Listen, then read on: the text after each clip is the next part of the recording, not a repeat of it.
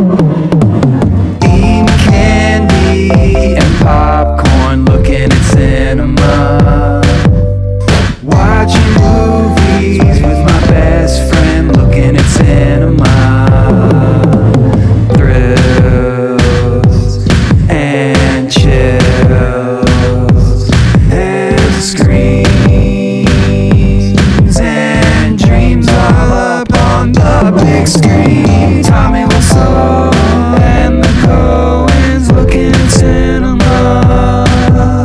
Stanley Kubrick, Joe Dorowski looking at cinema. We are going on the air here shortly in 3, 2, 1. And we're back, everybody. Sorry to cut that last song short, but we do have a caller here who may know something. Now, Billy, would you mind telling us all what you know? All natural. So welcome everybody to the inaugural episode of a new podcast. Wait, something feels weird. Hold on. Oh, that's better. This Good. This feels a lot better. I don't like when people are taller than me. So yeah, welcome to our inaugural episode. Inaugular? I can't even say that word right. Inaugural. There, you got it. Inaugural. You should be running this thing. So I'm Zach. I'm Adam. And this is looking at cinema. So what film are we going to be looking at today, Adam? We're looking at The Vast of Night. Number, please. Hello? Is this Lee? Large object holding over my land like a tornado. Vast of Night. This is a nice little gem from 2019 you guys might have missed. It was written and directed and produced by Andrew Patterson. First-time director. I expect big things from him in the future. I do too.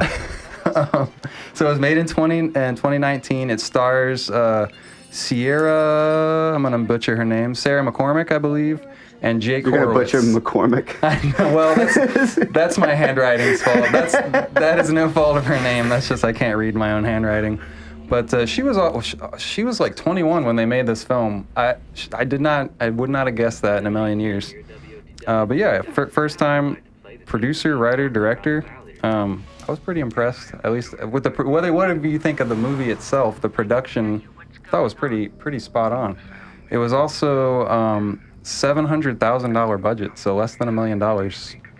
That's pretty awesome, and it doesn't show.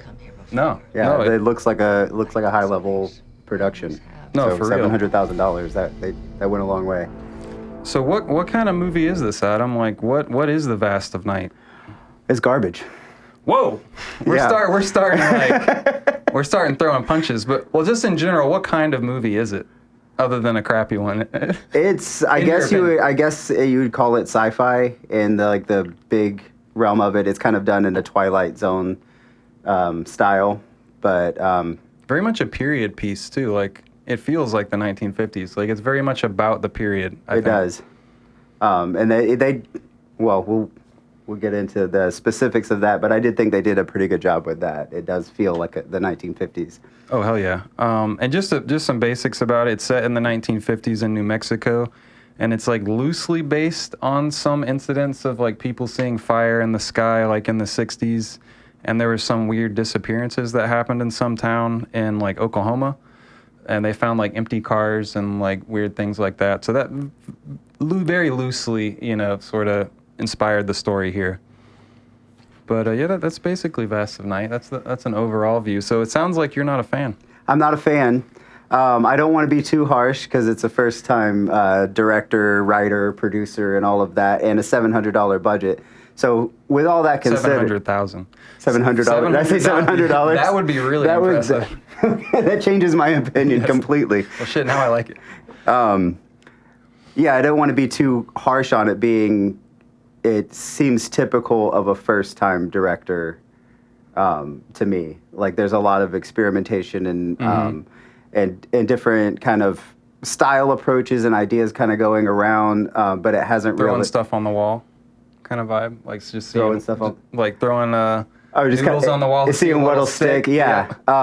I definitely felt that, and that's fun. But overall, I did not enjoy the experience of the movie. So Heard that. Well, I'm coming from the opposite angle. I really loved it. I loved all those first time director vibes of just like there's stuff in this movie that you've really never seen before in a movie. Like you've seen stuff like it, sure, but there's stylistic choices like camera movements, like really long takes and really like intricate like dialogue scenes that are pieced together that just don't really feel like any other movie I've ever seen.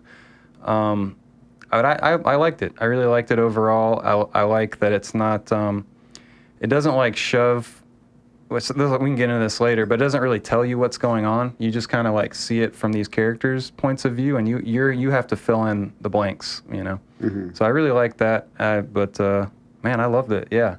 I'm curious to find out more details of why you didn't like it. Yeah, so I chose this movie to talk about because I knew it's one of the few movies that we disagree on. Yeah. So we agree a lot. So I know we wanted to do this because we've always enjoyed talking about movies. We've known each other our whole lives and have always enjoyed talking about movies. And for the most part, we agree.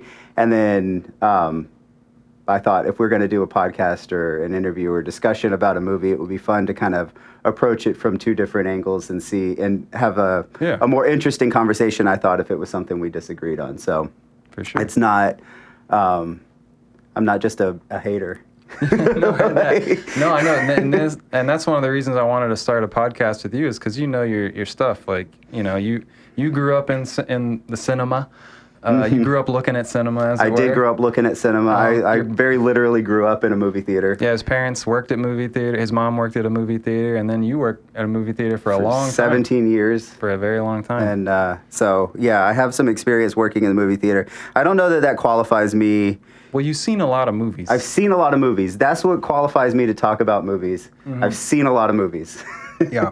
So that is the basis of my opinion. I've watched a lot of them. Yeah, maybe since this is our first episode, so the viewers kind of get an idea of what you like. What are maybe your top like 2 or 3 movies, or just some movies that you love growing up? I've had a hard time with that. I know I surprised you with that question. I kind of narrow it into categories. Yeah. As far as like experience, I think Back to the Future is my all-time favorite movie. It kind of was like the best of that old school Hollywood production feel, and the most fun I enjoyed. It came out the year I was born too. I don't know. There's if a that lot of has good some movies at sentimental- that time in the 70s and 80s was like amazing. Yeah, that was movies. like Spielberg's heyday. Mm-hmm. So Back to the Future, is in the top 3, and then Bottle Rocket. Oh yeah, Wes Anderson. There's a toss up between a lot of the early Wes Anderson movies, but I think Bottle Rocket was my favorite, just because every time I've watched it, I've noticed something different, or I caught something in it that I didn't see the first time, and like I've never been disappointed on a viewing of Bottle Rocket. That's a fun movie. Yeah.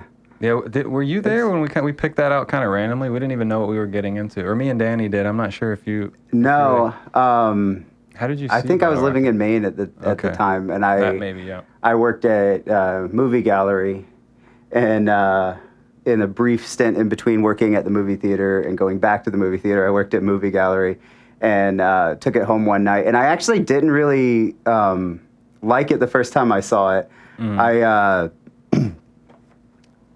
don't think I knew what it was at all, or what it was going for, and so I just put it on as like a movie, like late at night. I was watching it, was half paying attention to it, and not really like following the story or anything. And I think I ended up falling asleep in it, and then you guys were telling me like, "Oh, you have to see Bottle Rocket," and kept going on and on about it. So I was like, I should watch it again.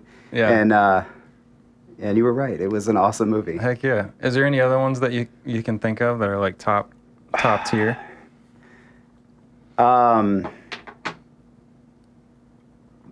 Like, let's see, in recent times, I think Nightcrawler is one that comes to mind. That is an intense movie. Yeah. Well, that's very different than the other choices. Yeah, I'm just trying to think, like, off the top of my head, what are some of the newer movies that I've really enjoyed? And you like a wide range of styles. Yeah.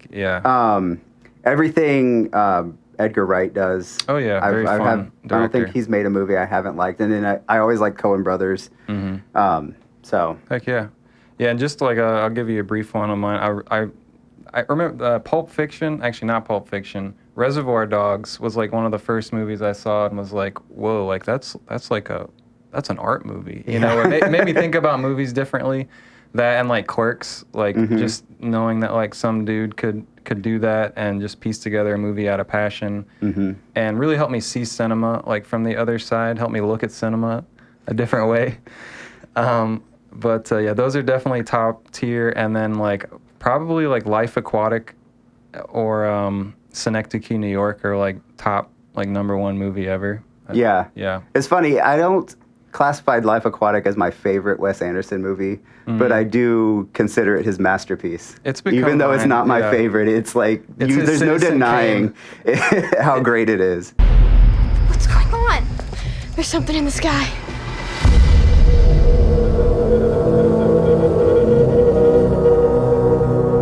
Let's dive into the specifics. Like I've got some notes here that I wrote in order as the movie went, so it kind of follows the order. Okay. Like I love the beginning, how it just throws you in the middle of it. But at first, like I wasn't sure. Like when I first started the movie, because it again it's set in the 50s and it's very heavily about the dialogue. And when the movie starts, the dialogue isn't really emphasized, and they're talking so fast that I was like, oh God, if the whole movie's like this, like, I don't know what this is going to be like. Of the skeleton. Just the lights are already electric, because we can't roll if it's flickering. I don't know. I was at supper. Hey, how many times you want to tell me you're at supper, Benny? Yeah. Sam, what's Spartan Brothers buzz, man? I don't know. It's just blinking in there. All right, well, let's plug it in.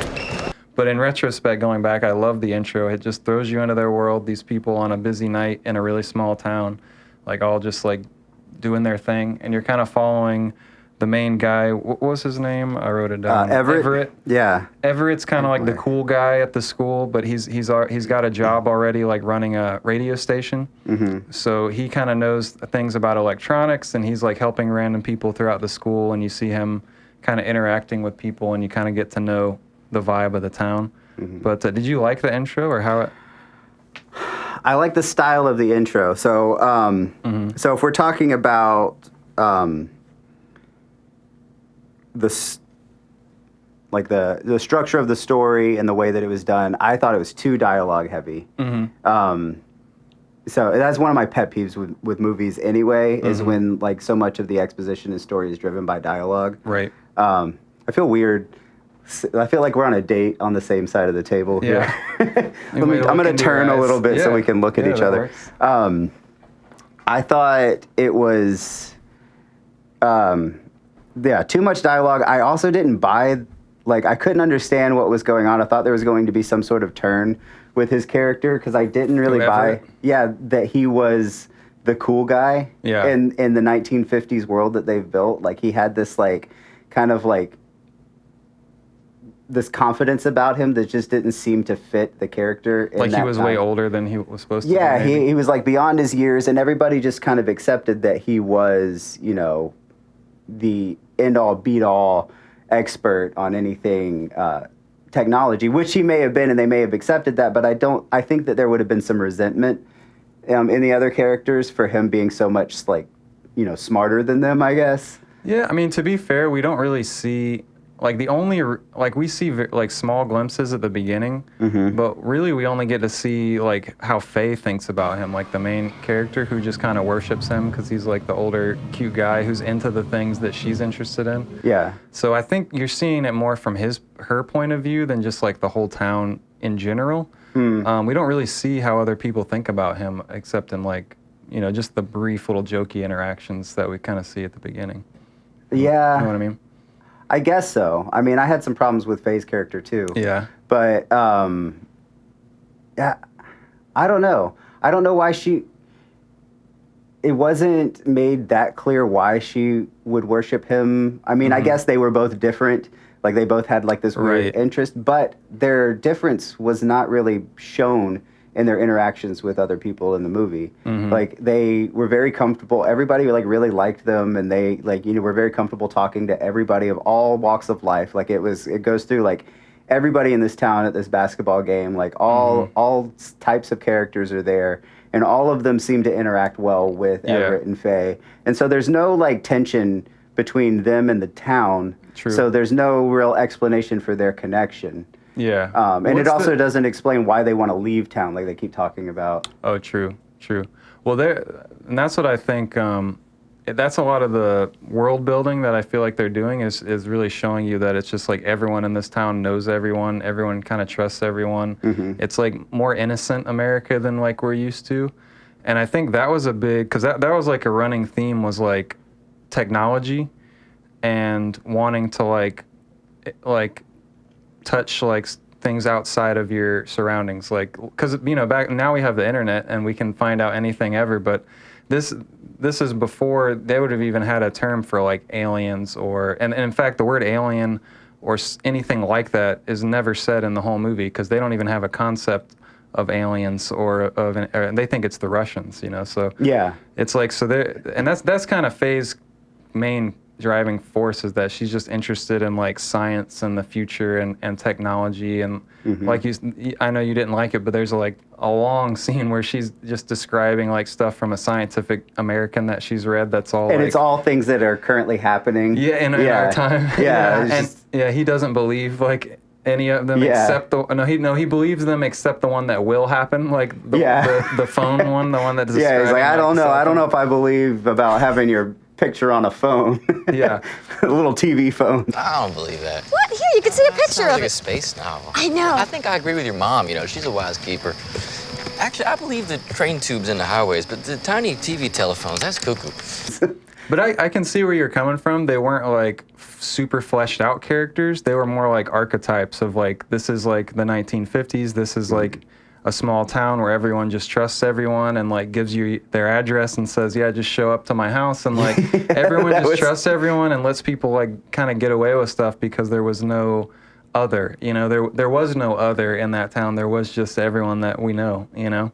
That was kind of like the vibes that I got from the intro, which is interesting in relation to the weirdness when that starts happening. But it takes a while before it's a lot of just setting up the town, and you don't even get it like a hint of the aliens until like 20 to 30 minutes in, if maybe longer, when she starts picking up messages like through the radios. But there's definitely a lot of time given to developing the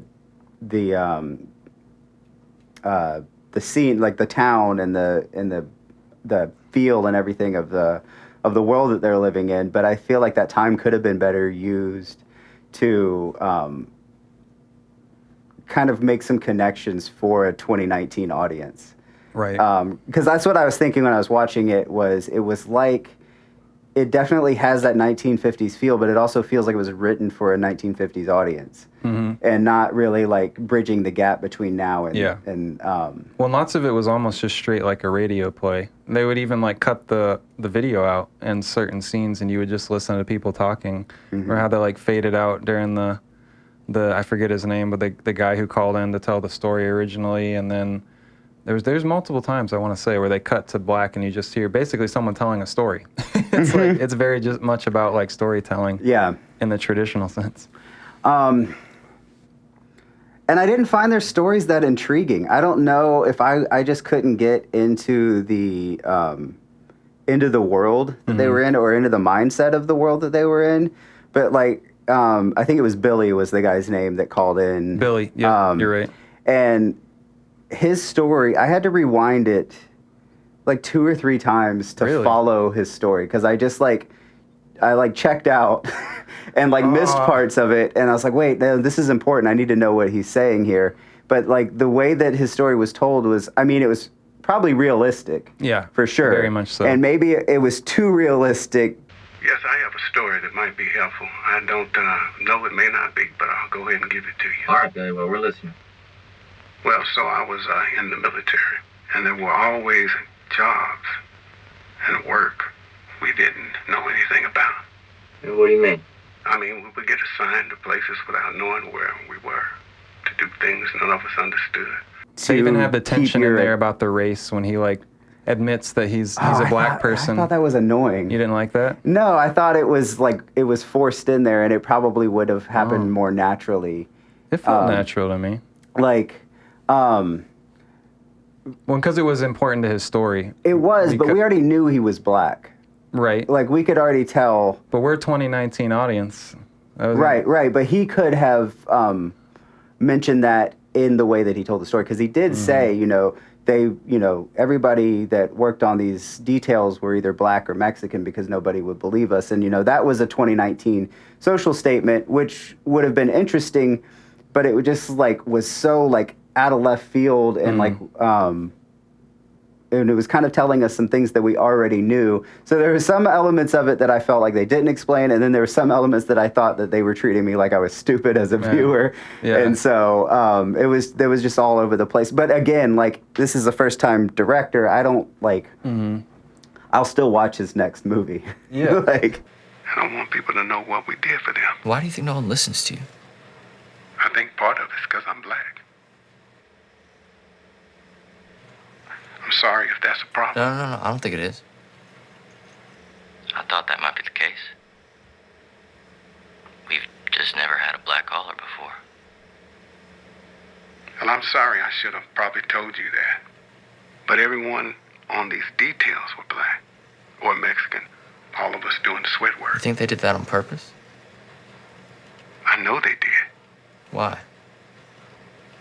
Because who's going to listen to us? Everything that rubbed you the wrong way, I just loved it. Right. I love that it was against the grain. I love that it didn't care if modern audiences would be bored by it. I love that it was just yep, we're just making this realistic 50s feeling movie and deal with it. Because it was science fiction, but not really, because that almost didn't even factor into the main points of the story. It was more about the mystery and the time period and just the way people in that time would interact. That was really what the movie was about. Mm-hmm. And the alien stuff was, or if you even want to think it was aliens, because it's never said, but whatever it is just kind of a mystery that kind of unfolds, that they get sucked up into because they're interested in the bigger world, Well, what I think is interesting in period pieces with older cultures and styles and everything like that is making the connection to now. Mm-hmm. So when you look at it, we naturally look at a time and think that it was so different back then, and everybody was so different. But people are people. Yeah. Characters are really the same. They have the same kind of inner workings and thought processes and ways of operating, and to be able to kind of hit those commonalities in those times, I think, is what would make that interesting. I thought, actually, the story would have been more interesting if it was told in a modern setting. It couldn't have, though, because they didn't know what was happening. As soon as anything like that started happening, now people would go, oh, it's aliens. Yeah. And that's exactly the opposite of this movie, where but they're are just we I don't know that we're so far... it's an element of taking things for granted. Mm-hmm. The idea that the world is how you see it, and there's nothing out there that can surprise us anymore. But if you could find some way of creating that same mystery in a modern world, even with that same Twilight Zone style, I thought would have been really interesting. I know it would have been a lot harder to tell that story because it's really hard to find something now that is... Mm-hmm. Well, then it would just be Black Mirror, basically, and it would have to get really dark and depressing. That's what I liked about it, is there wasn't really, you could look at it as the suspense or maybe a horror, very vaguely, but it's not really, because it's really more about wonder. They're just kind of there's this thing that's happening and no one really understands it, and they just slowly are unfolding it. And just because of where they happen to be, in their positions, because they both work at these places, Faye runs the switchboard, so she's in communications and that level, and then he's at communications running the radio station. So they just happen to be at places that is where they're interacting with this thing, and happen to be at a key point where they can dig and find out more. So they just kind of it's more about, like I was saying, just their adventure of discovery and the wonder. So it's not a scary, I feel I would love to see what you're describing too, a modern movie with more wonder in the science fiction, because nowadays all sci-fi is like horror and like dystopia and like I think that's why they probably chose to set it in the 50s, because it was just more, it was a different viewpoint than modern times. Movies about wonder are typically set with kids as the lead. Definitely. A lot. So Yeah. I think that might have taken me out of it. If it was kids in the lead, it would have made more sense, because the kids are naturally kind of outcast. Well, they were from the rest kids. I mean, they were high school. Were they high school? I thought Everett was... they were high schoolers. Okay, well, in the 1950s world that they created, and that era of America, high school is really kind of the pinnacle of your life in that Right. in that world. So they weren't really kids. Like they were... Well, back then, younger kids had more responsibility. Yeah. So, like, the fact that they were being treated like adults in this world made more sense than, like, kids that were supposed to be that age now wouldn't be, like, in such positions necessarily.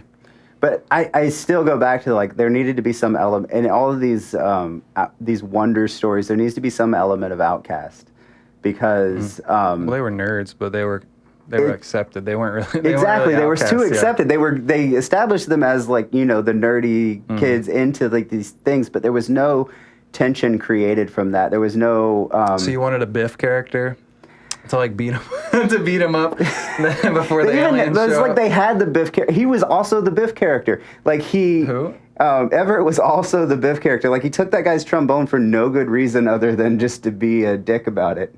Like, I didn't catch that. At the very beginning, like, the guy is like, oh, he's like, I think there might be something with the trombone. I used to play trombone. Let me look at it. And, like, he gets him to throw his trombone down to him. Oh, and he just hides it or something? Yeah, he just, like, hides it. Why do you have Bernie's horn? Because he needs to be punished for being a Rennie.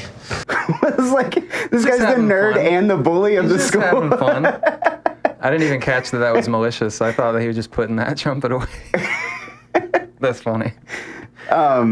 So I just didn't buy the characters in that type of story. Like, I just think there's certain character traits that need to be present in a wonder-driven type story, or it needs to be kind of explained as to why they're not those characters. I just think it just kind of goes into what you're expecting when you see a movie, and it just kind of throws you off without having an explanation for that being missing. And I can get behind things being missing if I can, you know, feel the value of it intrinsically. Like, I was like, oh, if this had been there, I wouldn't have felt this when I watched the movie, but I didn't see the value in not explaining it. Explaining their acceptance in the community. In that community. Yeah.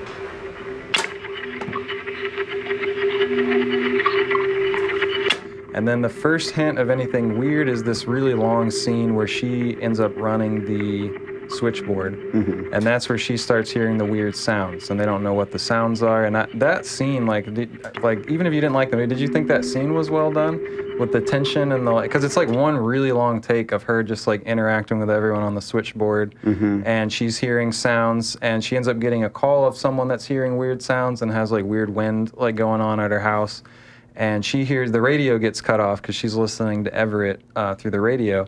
And she ends up calling to him and records the sound, and they find that he picked up the sound on his end too, and they end up trying to investigate where this weird sound is coming from, basically. And that's where like the mystery kicks off, and they're trying to investigate, and they end up getting like calls in that kind of fills them in. But did you want to mention anything about that scene, or? I don't know. Maybe I'm too used to the like sci-fi device of disturbed radio frequencies to where it didn't really like trigger anything to me. Like or it's not even necessarily a sci-fi device. It just happens, and I didn't even really think much of it. And I would assume that it would just happen in that time. Like, it wouldn't spark any sort of When she it stood out to her because it wasn't unlike any other like sound that they had heard. And even to me, the reason that scene worked wasn't even because of the sound. I just loved the periodness of it, like seeing how the information would get distributed in this time period and how cut off everyone was. Like, because that becomes an important plot point for later, that everyone in the town basically is at the basketball game. Yeah. and no one can really get in touch with anyone. So even if there was an emergency in this town, no one can communicate. Like, they're all cut off, and the only reason she even knows that something weird's going on is because she's at this center point where, like, all the phone lines, interact. So she's hearing all the different things that are going on in the town. That was a cool element, and I didn't really. I mean, I did think about the idea that the town is desolate at this point because everybody's in one place. But you're kind of pointing at that idea of, like, what goes on in the shadows. Yeah. Like, what happens behind the scenes to the people that are running the show. Yeah. Like, how are they doing that? What are the things that you don't see in this world? And that's kind of So that's pretty cool. I liked the kind of switchboard show of, like, how people communicated back then. I've seen enough movies to kind of know how a switchboard works enough, but I think, like, for a modern audience or a younger audience who's never seen anything like that in a movie, understanding, like, that's how people used to communicate and how inefficient it is.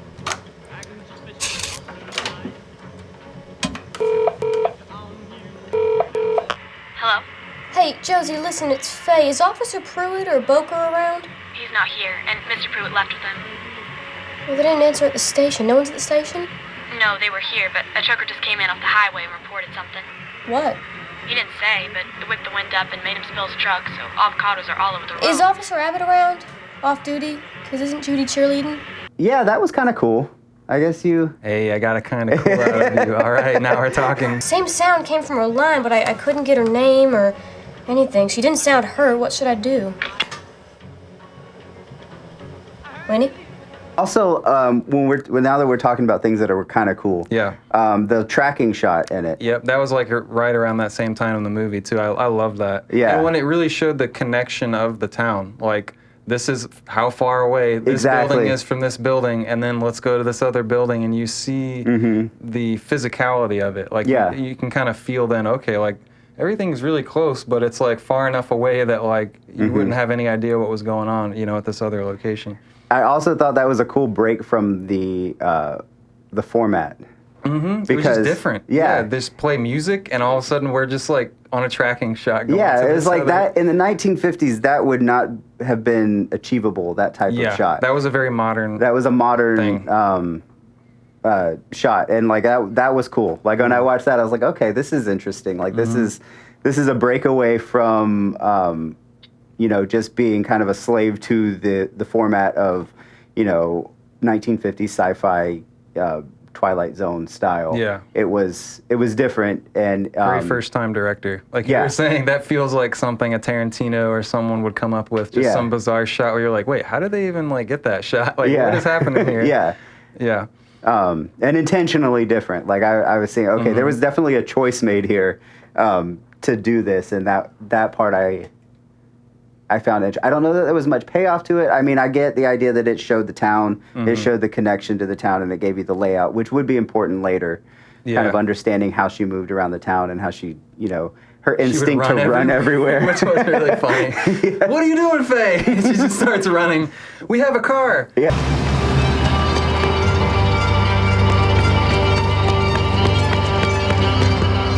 Goddamn Faye! Get in!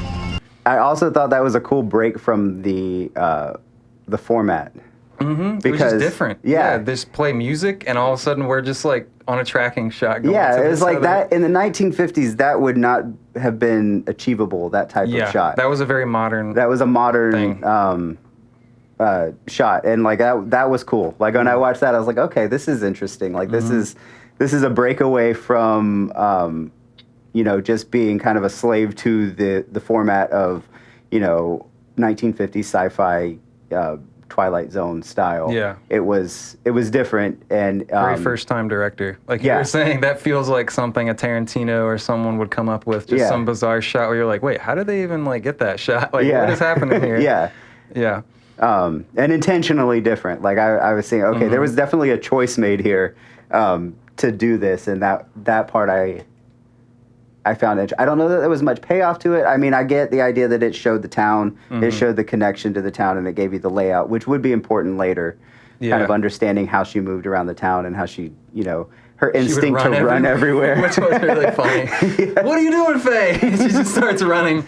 We have a car. Yeah. But yeah, no, I like that. And I think it just went more to showing like setting up the town itself as like a physical place, like in that whole world building. Kinda, I think that was the main reason for it. And like you said, it was just a good like change of pace. Like, and it built anticipation. And you're like, what's going on here? Like, and you could kind of imagine like in like a Spielberg movie or something, like the POV angle from the alien's point of view. Like, are we seeing like an alien like running? You're kind of like, you feel like you're in the middle of something, or you know, like you'd see ET's like point of view and like crawling around or something. Yeah, like even that. as tracking shots go, it was different. Like it was low angle, so it did kind of feel like it was a point of view shot. Yeah. Like, and I think they literally just put a camera on a golf or like a go-kart.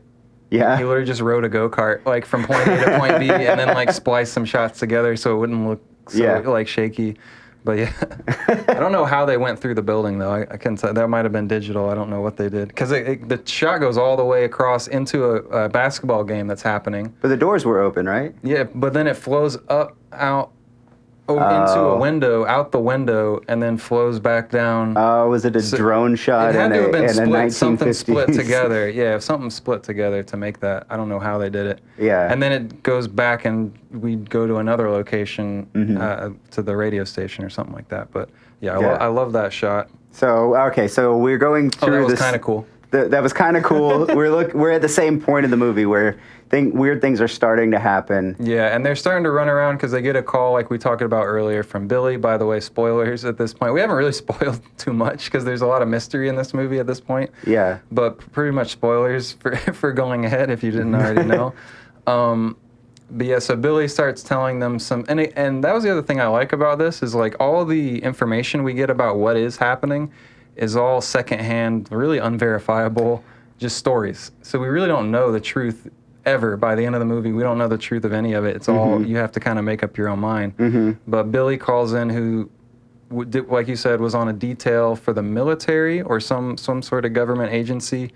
And he would have weird jobs, but he remembers a job where there was this weird machine, and they had to bury it or unbury it. I'm not even sure what they were doing with it, and he heard that same sound. So they end up piecing the sound together with someone else that he knew that did a similar detail, that had recorded the sound and sent it to all their old buddies. And one of the buddies happened to live in that town, so that ends up leading to Faye running around trying to get the tapes that she heard about from this guy who had died, and trying to prove something to themselves. Because even then, like, what are they really proving? But they want to find that there's a recording that matches what they just heard today. Yeah. From, like, many years Because before. I guess, that recording does verify his story his a little story. bit. Yeah. Because when I was listening to the story, I was like, what are we, like, Inception 3 dreams deep now? Yeah. And, like, how far we're going into, like, hearsay stories. No, you're right. And it is all hearsay. And I think some of the narrators we hear stories from are more and less reliable than others, too. Because, like, they end up, let's see, what happens after that? So they end up going to, they end up running back to because there's all issues of the phone line getting dropped, and because she's with Everett, she can't control the phone lines anymore, so they have to go back there. And they end up getting a call from a woman who says she has more information. So there's like breadcrumb trails where the movie just keeps piecing out like little bits to you, and they get more and more excited as they like learn more information. And then what did you think about the couple? There was like a couple that is like that they meet outside of her thing there, where they're just like freaked out like they are, and they're just like super like hyped. They end up like yelling a bunch of stuff at each other. Call about Gerald now. Please call me Gerald. I'm Everett. This is Faye. We just had the power cut off at the radio station. You heard the radio station? Yeah, I knew Highway hits from 7 to 11. Were you Drove listening? 80 miles an hour all the way to that. Yeah, he does the old stuff. I didn't know I just thought, I don't know, I didn't think anything about the couple other than that they were narrative devices. Yeah. They were just like there to verify that something was happening, and then they kind of verified the lady's story at the end. And that's really their only purpose to me. Right. Well, and I think like everything in the movie, it's about world building too. It's just like, look at how friendly people are, in this town. Just hopping in each other's they're cars. They're just best friends. And, even though they don't really know each other specifically. They feel like they know each other because they live in this town together. So they just like just very trusting, and like they kind of like set up a plan just like haphazardly, like we'll meet you back here, blah blah blah, you know, cool. They're like all just kind of doing things and being friendly and like helping each other out in this weird situation. So I like that.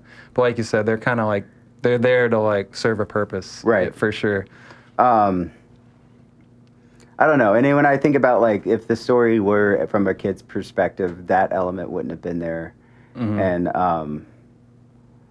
there was just something missing to keep me interested in what was going on. Like the suspense and the wonder was not unique enough to me to hold my interest. Like it didn't have me wondering because I've seen these movies before.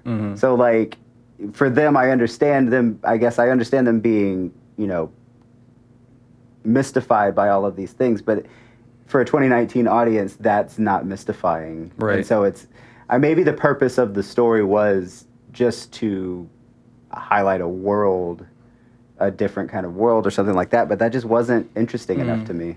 Well, I that's why I enjoyed it, because I like experienced it from their point of view, you know, more than mine. I was just like, you know, what would this have been like, you know, to be back then? And I felt like that's what the movie did better than anything, was really put you in their shoes, like in that world. And that's why I like that it took so much time setting up the world and feeling how everyone in that town kind of gets along and their role in the town. It just made it all feel more real and like help me empathize, you know, with where they would be coming from with all this stuff. But I see where you're coming from. Totally. I mean, yeah, because I usually like that era, that period in a setting. Like I really like that. I mean, I really like Mad Men for that reason. Yeah. Just the style of it was probably like 70% of my enjoyment of Mad Men was the style of the time. But it also was written for a modern audience. Definitely. It's a very modern show. So this, like Vast of Night, I may have enjoyed more had it been made in 1950.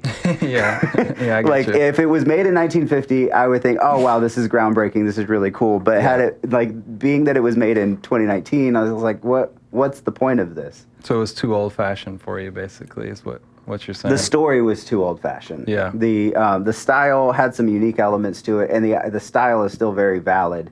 But the story was old-fashioned. Yeah, I would say even if you find the plot boring, it's still an enjoyable movie just from the visuals and the production, like the music and the way it's pieced together was just. Really, I agree with really that. cool. I feel like if I had watched it on mute, I would have enjoyed it more.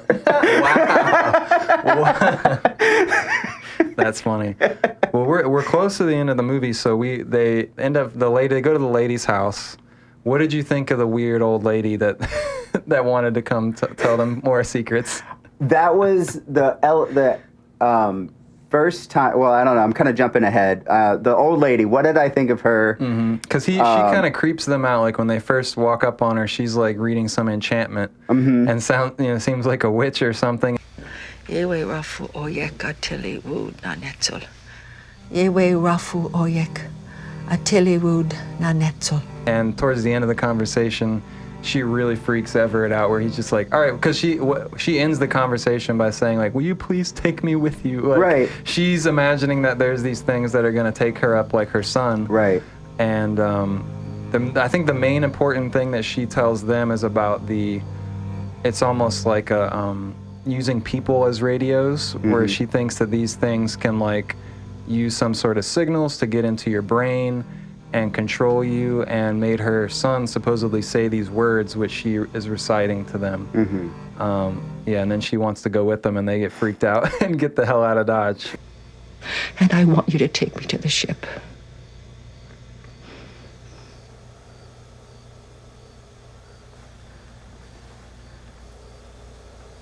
Hey, let's go.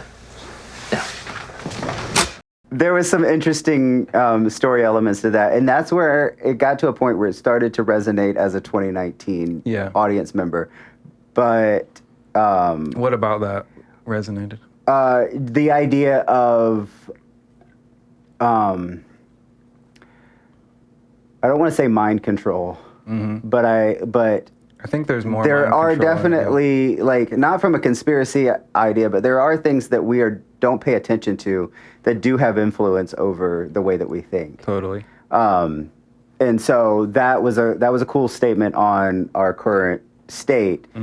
But the character herself, I'm trying to go back to what I thought of her. Yeah. I did not like. Did you buy her story?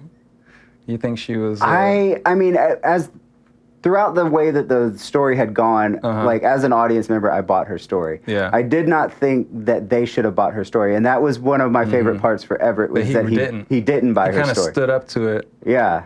But then I kind of had second thoughts later. Like he was like, "But wait, let me test this out." Yeah. Because yeah, when they escape, I say escape. When they escape from her, when they leave her house, they end up. Oh well, there's like a really random scene where she has to pick up her like sister. Who was the little girl that she ends up grabbing? Yeah, it was her sister. Her cousin was supposed to be watching. Which was also that was Faye had to go pick up her. Faye randomly, and I don't. Which had been talked about earlier, so there theoretically should have been some more tension around that because there was this thing kind of hanging in the balance of. I can't get in touch with the girl that's supposed to be watching my sister. Right. Can you go check on them? And then we don't hear anything about that until she remembers way later in the movie. She like panics about it. Yeah. And goes to grab her. And then they end up running into the couple again. Is that how the order happens? And then they're just super excited telling them about what they've been through so far. And then I think Everett starts to just get weird vibes from the people in the car. And so he ends up pulling up the tape because the lady, before they leave, the old lady, she's like, take these words, like these words will protect you, the words that she wrote down that her son said. Her theory was that those words cast a spell that on the people that are being controlled by the aliens or whatever up there. Right. And so when she said the words back to her son like fell out of his trance and like started like looking up at the ceiling and like it paused him from whatever weirdness was going on with her son. So she's like, say these words if you meet people tonight. Yeah. But Everett's like, no, I don't want you. You're freaking me out. And he didn't actually. I don't think he intended to play that.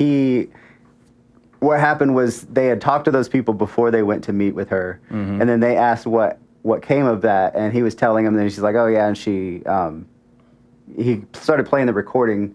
For some reason. Well, I thought he was looking for those words specifically. Oh, was he trying? Because he backtracks and he listens and then finds that specific part. So he was testing her. I think he story. was. Like he found that part and rewinds it a couple times until he gets the part where she's saying the words. And then when her recording starts playing back, the people in the car like kind of go into a trance and he like runs the car off the road basically, and they end up like running away from them. Matter of fact, she read us this. Hold on.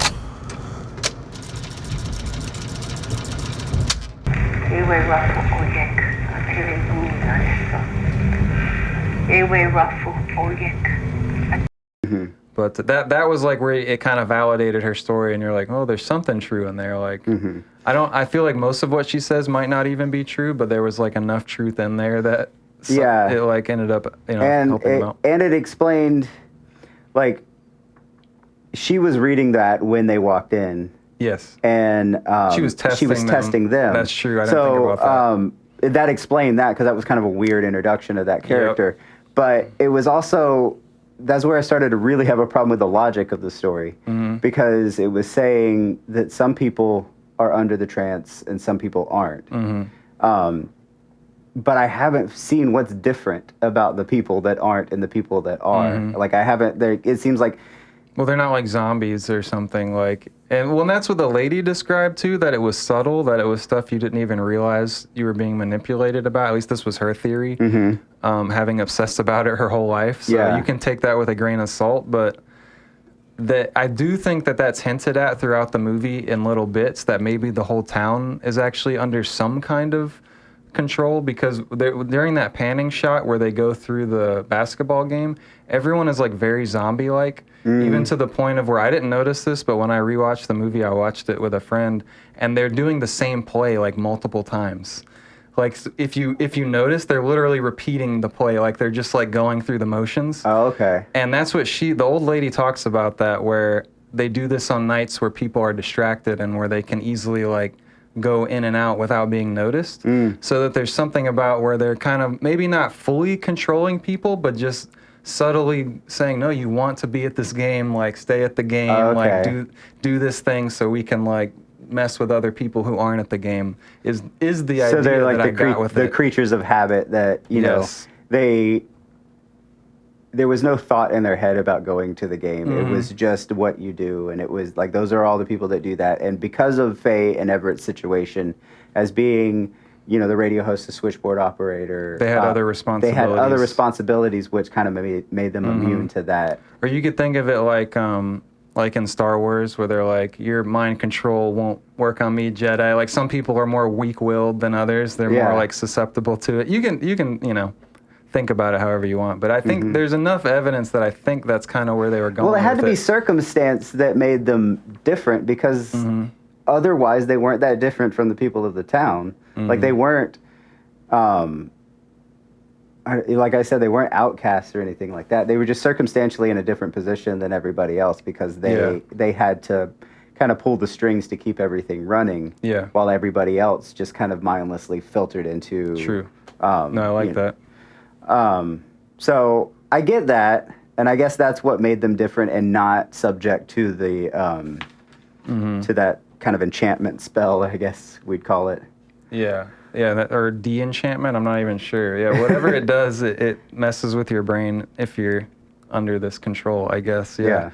And then that's the other reason, because I thought that took me out of the movie at first when I saw it the first time was what are the odds that they ended up in the woods? Because at the end, they're at this specific part of the woods where there's like burnt trees, where there's obviously been something going through here, and they end up finding like holes. Yeah, that it had like some sort of craft you could imagine, you know, had come through the trees. Yeah. And it seemed like that the people that were driving the car were specifically taking them to this place. Like that it wasn't an accident that they ended up at this spot, and that he stopped them, you know, by reading the words, but by that point they were already basically where they needed to go.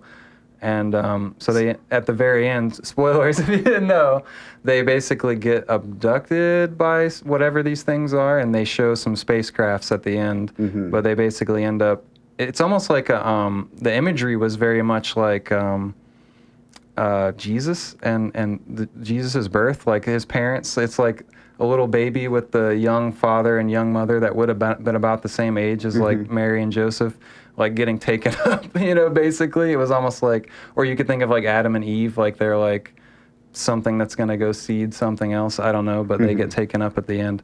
But what did you think of the ending and then how that all played out? There wasn't much payoff in the ending for me. Yeah. I don't know if I hadn't been taking the same things from the movie as you. It definitely leaves a lot to your imagination at the end, other than seeing the spaceships or whatever it was. When the old lady tells the story, her son gets taken up. So whoever is controlling their mind is interested in the people under their spell for some reason. So why would they be the ones to get taken up? Yeah, I don't know. It's beyond my understanding. And I think of it in terms of like story-wise, like what's the metaphor? What's the message here? Yeah. You know, how is this wrapping up, you know, the whole story? No, I get, and I think, other than, I mean, they had been talking about wanting to get out of the town, which also didn't make any sense to me. But True.